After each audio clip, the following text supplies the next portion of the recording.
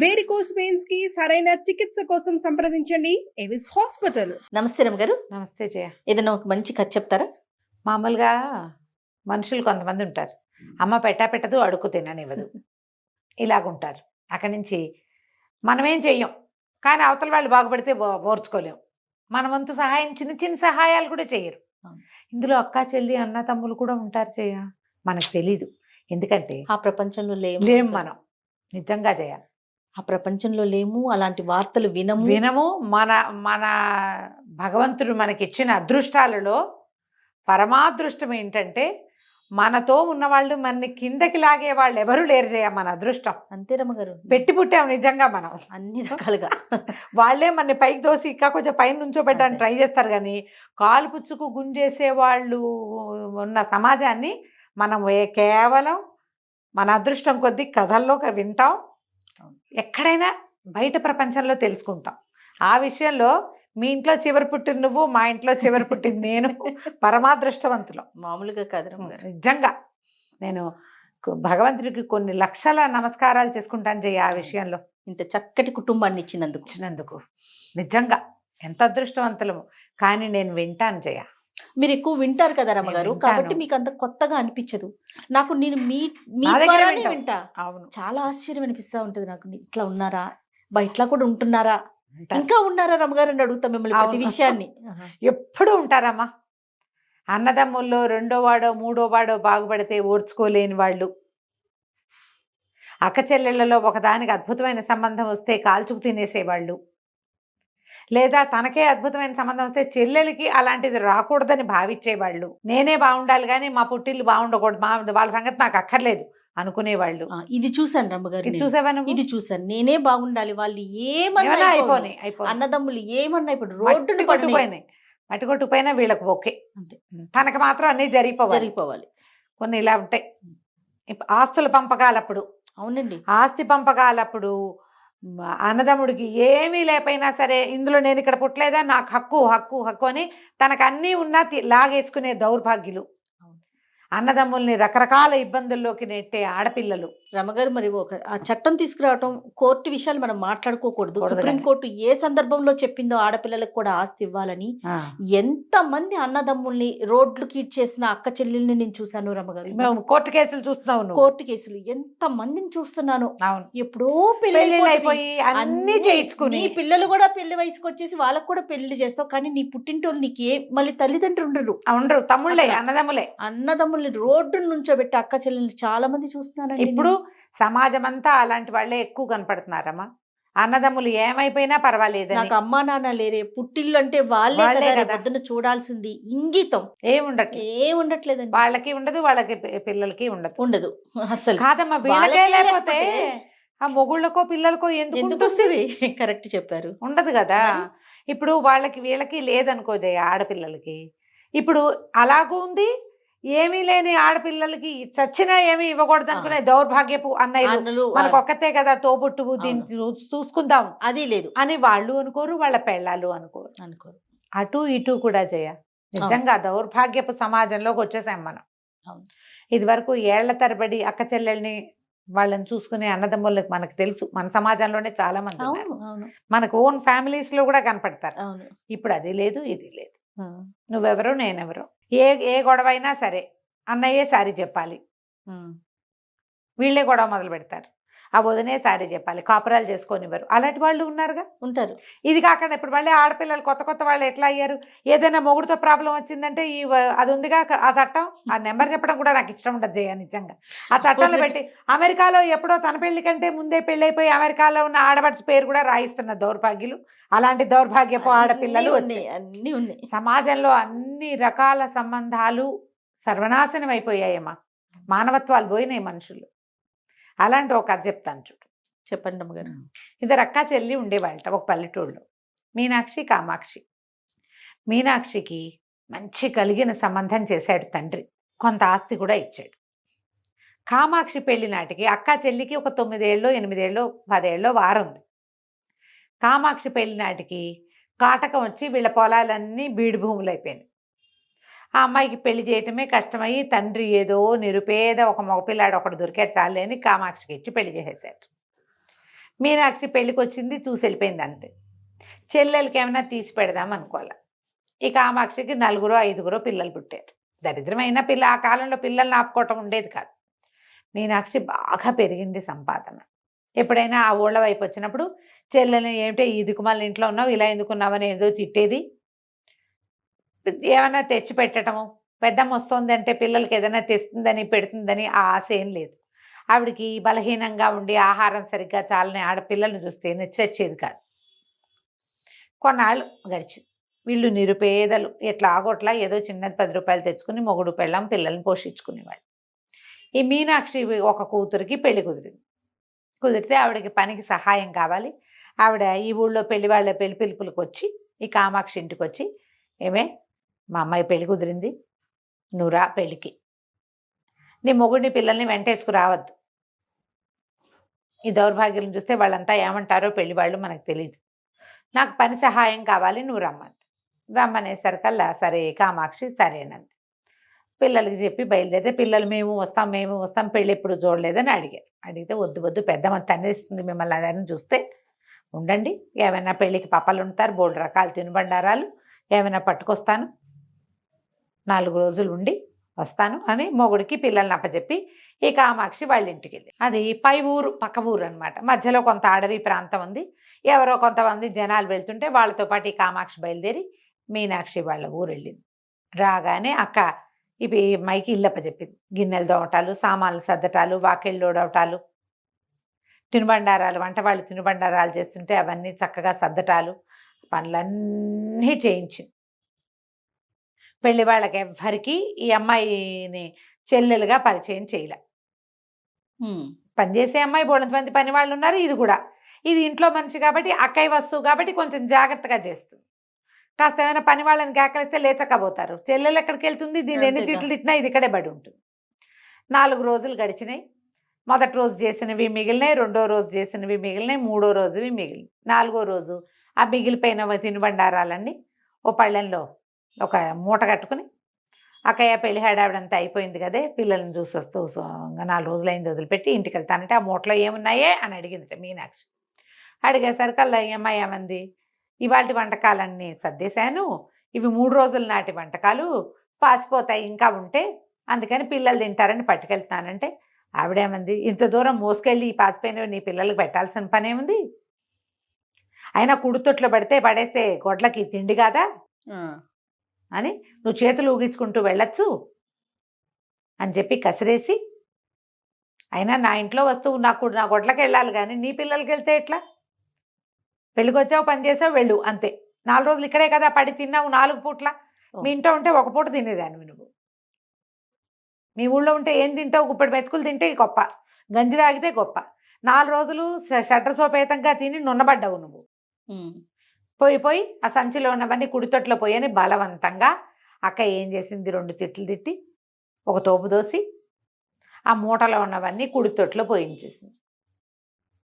చెల్లెలు వెళ్తుంటే ఓ కొత్త బట్ట లేదు, ఓ పాత బట్ట లేదు, ఓ తినుబండారం లేదు, తాంబూలం లేదు.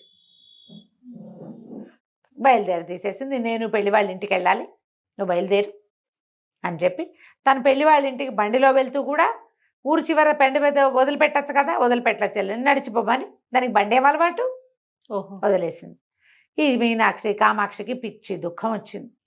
4 రోజులు ఇక్కడ ఉన్నా కదా, తింటుంటే అన్నం కూడా పోలా నోట్లోకి, అయ్యో పిల్లలకి ఏం పెట్టలేదే, ఏం తింటున్నారు అని బెంగొచ్చింది. నానా చాకరీ చేశా, 4 పిండి వంటలు పిల్లలకి పట్టుకెళ్ళని ఇవ్వకూడదు. ఈ పని ఎవరింట్లోనో ఏ పెద్దవాళ్ళ ఇంట్లోనో చేస్తే వాళ్ళు ఇవ్వరు. 4 రూపాయలు చేతిలో పెట్టి 4 తినుబండారాలు ఇచ్చి ఏదైనా ఒక కొత్త గుడ్డ ఇచ్చి ముత్తైదువని బొట్టైనా పెట్టేవాళ్ళు. ఇది ఏమీ చేయలేదే నా బతుకు, దౌర్భాగ్య బతుకు, దిక్మాల బతుకు చాలించేయాలి, నా వల్ల కాదు ఈ బతుకు బతకటం. ఈ నిరుపేద బతుకు బతకపోతే ఏమైంది, 4 పిల్లలు నాకు లోటు లేకుండా అని కళ్ళలో నీళ్లు గారుతూ నడిచెళ్తుంటే కాళ్ళ కింద ఏదో పడి, తీరా చూస్తే అది ఇంతలా ఇంత పొడుగున్న పాము. అమ్మాయి బాగా వంగి చూస్తే చచ్చిపోయిన పాము. ఏం చేసింది, ఈ పాముని పట్టుకెళ్ళి వండి పెట్టేస్తే పిల్లలు కూడా చచ్చిపోతారు నాతో పాటే అని చెప్పి ఆ పావుని అక్కడ ఏదో కొంచెం పదునుగా చెట్ల కొమ్మలు ఏవో వస్తాయి, కొంచెం ఇంత కోసుగా ఉన్నది కనపడితే తలా తోక తరిగేసి దాని చేత్తో పుచ్చుకెళ్ళింది. ఈ సంచిలో అది పడేసుకెళ్ళింది. ముక్కలు ముక్కలుగా కట్ చేసేసింది పావుని. ముక్కలు సంచిలో పట్టుకెళ్ళి పడేసి ఇంటికి తీసుకుపోయింది. పిల్లలందరూ వచ్చారు. అమ్మ ఏం తెచ్చావే అంటే పెద్దమ్మ చేప ముక్కలు ఇచ్చింది, పులుసు వండి పెడతాను అంటే మొగుడు బియ్యం ఉన్నాయి అన్నం వండుతాను అన్నాడు. ఓ పొయ్యి మీద బియ్యం పెట్టి బియ్యం పక్కన పెట్టి ఈ చేప ఇవి ఉన్నాయిగా పావు ముక్కలు, ఈ పావు ముక్కలన్నీ ఓ కుండలో పడేసి కాస్త నీళ్లు పోసి వచ్చి అంత చింతపండు పడేసి పొయ్యి మీద ఎక్కించి వెతికితే కాస్త ఉప్పు పసుపు ఉన్నాయి ఇంట్లో. అంత చారెడు ఉప్పు వేసింది, ఉప్పు కాస్త పసుపు వేసింది, కారం లేదు. దౌర్భాగ్యం బతుకు, కారానికి కూడా ముష్టికెళ్లాల్సిందే మనమని రేపు పులుసు వేసి చూస్తూ ఉండు, నేను అవతలింటికి ఎక్కడికైనా వెళ్ళి కాస్త కారం అరువు తీసుకొస్తాను అని చెప్పి మొగుడిని పులుసు ముక్కలు కదపమని పొయ్యి దగ్గర నుంచోబెట్టి వెళ్ళింది. నుంచోబెడితే ఈయన ఏం చేశాడు, పులుసు కొత్త ఉడుకుతోంది లోపల, ఏదో పదార్థం మాంసం పావుదైనా కూడా ఉడుకుతోంది కదా. ఉడుకుతుంటే ఇతను ఏం చేశాడు, అంత కట్టె చక్కగా ఇవి ఉంటాయి కదా పులుసులు కదిపే గరిట, ఆ గరిటని ఆ కుండలో పెట్టి ఇట అన్నాడు. అనేసరికి ఇంటి కటకట అని తగిలింది. అర్థం కాలే, ఏమిటి చేప ముక్కలు తెచ్చానంది, ఏవో రాళ్ళు తగిలినట్టు తగులుతున్నాయి ఏమిటి లోపల అని లోపల చూస్తే కుండలో ఏమిటో మిలమిలలాడుతోంది. తనకు అర్థం కాల ఏమిటో అది. ఈ లోపల పిల్ల ఆవిడమ్మాయి ఏం చేసింది, ఈ వీధిలో వాళ్ళు ఎవరు అప్పులు ఇవ్వరు దీనికి పాపం అమ్మాయి కామాక్షికి. అవతల సందులో ఉన్న పాత పరిచేస్తులు ఎవరింటికో వెళ్ళి ఓ చారం వచ్చే అంతగా గిన్నెడు కారం చేత్తో పుచ్చుకొచ్చి, ఆ కారం పుచ్చుకొచ్చి ఈ పులుసు దగ్గరికి వచ్చేసరికి మొగుడు అన్నాడు, ఏమిటో కర్ర పెట్టి కదిపితే శబ్దం వస్తోందే, అందులో ఏముందో చూడు, ఏదో మిలమిల్లాడుతోంది లోపల, ఏం వేసావు, ఏదైనా రాయా రప్ప ఏమిటే అన్నాడు. ఈ అమ్మాయి ఏం చేసింది, పల్లెటూర్లు కదా, ఒక లాంతర్ చేత్తో పుచ్చుకొచ్చి దీపం పెట్టి చూస్తే లోపల ఈ అమ్మాయి 8 ఇంతంత మాంసపు ముక్కలు పాము కట్ చేసి వేసింది. 8 బంగారు కణికలు ఉన్నాయి అందులో. అది ఏ దివ్య సర్పమో ఆ ఉడికేసరికి అది ఆ చింతపండు తగిలేసరికి అలా బంగారుగా మారిపోయింది ఆ పాము. ఇద్దరు పొయ్యి మీద నుంచి దించి కింద పెట్టారు. ఒక కణిక బయటికి తీశారు, అంతుంది. ఇంతంత ముక్కలు ఉన్నాయి పాము ముక్కలు, మెరిసిపోతోంది బంగారం. కడిగి చూశారు, నేలకేసి కొట్టారు, నేల మీద గీశారు, బంగారమే. దేవుడు మన ఇట్ట కరుణించాడు. చచ్చిపోదాం అనుకున్నాను నేను. చెప్పింది మొగుడికి పాము ముక్కలు చేసి పట్టుకొచ్చా, చేప అని చెప్పా పిల్లలకి, ఇది ఎట్టా అయింది, దేవుడు కరుణించాడు మన్ని. ఆ బంగారు కణికని తీసుకుపోయి బంగారపు కొట్లో అమ్ముకున్నారు. మేలిం బంగారం 24 క్యారెట్లు, ఒక్క ముక్క బోల్డ్ డబ్బు వచ్చింది. సరే ఏం చేశారు, ఇల్లుంది వాళ్ళకు పాతది, ఇంట్లో సామాన్లు తెచ్చేశారు, 2 బస్తాలు బియ్యం వేసుకున్నారు, కాస్త కందిపప్పు వేసుకున్నారు, సామాన్లు కొనుక్కొచ్చేసారు. పక్కిళ్ళ వాళ్ళు అంటున్నారు, ఏమిటి సడన్గా వీళ్ళ ఇంటికి కళ్ళొచ్చింది, ఇంట్లో నుంచి పులుసు కూర వాసన వస్తున్నాయి. సాయంకాలం మర్నాడు వెళ్ళి పొద్దున్నే ఆ కుండపాలంగా మూత పెట్టి పక్క పెట్టేశారు. పిల్లలకి బట్టలు కొనుక్కొచ్చుకుంది, తను మంచి 4 చీరలు తెచ్చుకుంది. చుట్టుపక్కల వాళ్ళందరూ ఏమనుకున్నారు, అక్కయ్య కూతురు పెళ్ళికి వెళ్ళింది, అక్క ఏదో దీనికి సహాయం చేసింది, అందుకని వీళ్ళకి వడ్లు వచ్చినాయి, బియ్యం వచ్చినాయి, పప్పులు ఉప్పులు వచ్చినాయి, పిల్లలకి బట్టలు వచ్చినాయి, ఇల్లు వాకిలి శుభ్రంగా ఉన్నాయి. నీకు ఆహారం కడుపు నిండా వెళ్ళిందంటే ఇల్లు ఆటోమేటిక్గా కళ వచ్చేస్తుంది. అంతేగా, అన్నమే కదా ఇంటికి కళ. 2, 3, 4 రోజులు గడిచినాయి. ఊళ్ళో వాళ్ళు ఒకళ్ళుగా చెప్పుకోవటం మొదలుపెట్టారు. కామాక్షికి కలిసి వచ్చింది, వాళ్ళకి ఏదో డబ్బు సహాయం చేసింది. వీళ్ళు ఏం చేశారు, వారం గడిచేసరికల్లా ఇంటికి సున్నం వేసుకుందామని సున్నాలు వేసుకోవటం మొదలుపెట్టారు. డబ్బులున్నాయి మరి వాళ్ళ దగ్గర. ఎప్పుడైతే ఇంటికి సున్నం వేసిందో, ఈ ఊళ్ళో బండి వేసుకుని వెళ్ళిన ఒక పెద్ద మనిషి ఎవరో మీనాక్షికి చెప్పాడు, మీ చెల్లెలు ఇంటికి సున్నాలు వేసుకుంటుంది, నువ్వేదో ధన సహాయం చేశావు. ఆనంగానే లబలబలాడిపోయింది మీనాక్షి, నేను పావలా ఇవ్వలా, ఇది ఎట్టా వేసుకుంటోంది అంటే మా ఇంట్లో నుంచి ఏదో కొట్టేసింది అనమాట. ఇల్లంతా వెతుక్కుంది, ఏమీ కనపడలా, అన్ని వస్తువులు మన దగ్గరే ఉన్నాయి, కానీ చెల్లెలకు కలిసి వచ్చింది అంటే అది నాదే.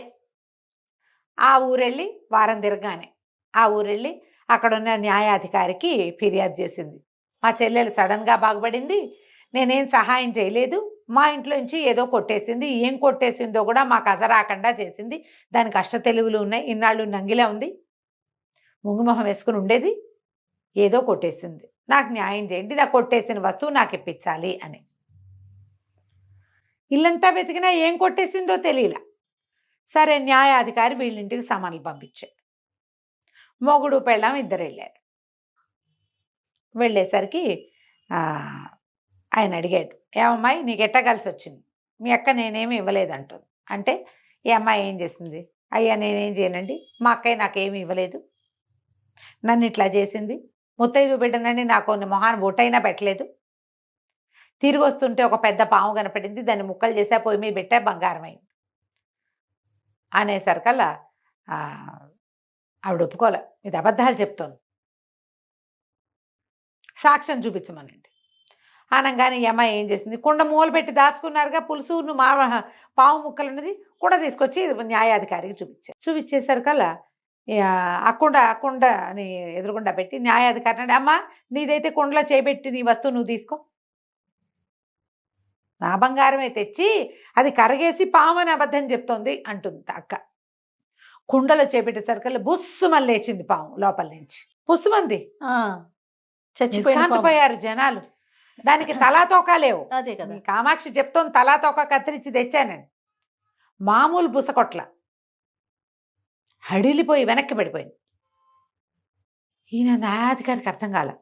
అమ్మాయి కామాక్షి నువ్వు తీసుకోమ్మా, అందులో నుంచి ఏం వస్తువు ఉందో, నువ్వు బంగారు కణికని కరగబెట్టానన్నావు కదా అంటే, ఆ కామాక్షి దానికి ఏం భయం, ఆల్రెడీ తీసిందిగా, చేయబెట్టి బంగారు కణిక బయటికి తీసి దీనికి వచ్చింది, దానికి రాల. అది న్యాయాధికారి నాడు ఇందులో నీదేం లేదు, నువ్వు వెళ్ళిపో, ఈరోజు ఇంకోసారి ఇట్లాంటివి చేస్తే మర్యాదగా ఉండదు, వెళ్ళిపోమన్నారు. ఊళ్ళో వాళ్ళంతా కామాక్షిని మెచ్చుకున్నారు. ఇప్పుడు అక్క దగ్గర తనకి రూపాయి ముట్టకపోతే, తనకు ఒక్క తిండి వంట కూడా రాకపోతే, ఇంకోతైతే ఏదైనా తీసుకొచ్చేసాను అక్కయ్య ఇంటి నుంచి. అది చచ్చిపోదాం అనుకున్నందుకు భగవంతుడు ఈ అమ్మాయికి మేలు చేశాడు, అంతేగా. అంతే అందరూ చెప్పుకున్నారు, అది పిశాచం అక్క కాదు అది, కనీసం పిండి వంట కూడా. ఈ కథ అంతా బయటకు వచ్చేసింది. నేనేమి ఇవ్వలేదండి అక్క, నా చేత్తో నేనేమి ఇవ్వలేదని అందరి ముందు అవి ఒప్పుకుంది.